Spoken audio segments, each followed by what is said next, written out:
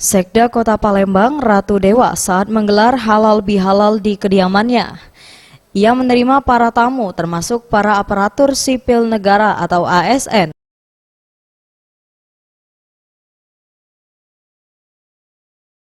Selanjutnya, ketika disinggung mengenai masuk kerja PNS, Sekda Kota Palembang, Ratu Dewa, mengingatkan para pegawai negeri sipil atau aparatur sipil negara di pemerintahan Kota Palembang masuk kerja tanggal 10 Juni 2019.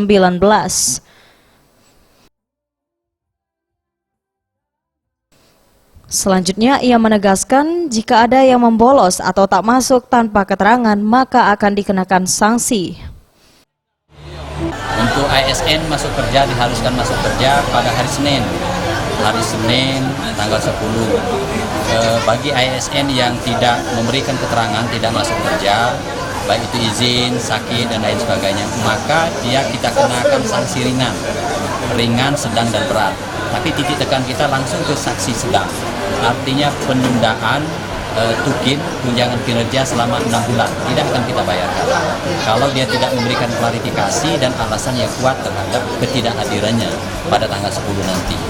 Nanti kita ada upacara seluruh ASN ditambah non PNSD lebih kurang hampir 14 ribuan di BKB serentak seluruhnya, dan itu kita turunkan tim secara langsung baik dari BKPSDM maupun dari inspektorat untuk memonitor secara langsung kehadiran para ASN. Tim Liputan, Sriwijaya TV.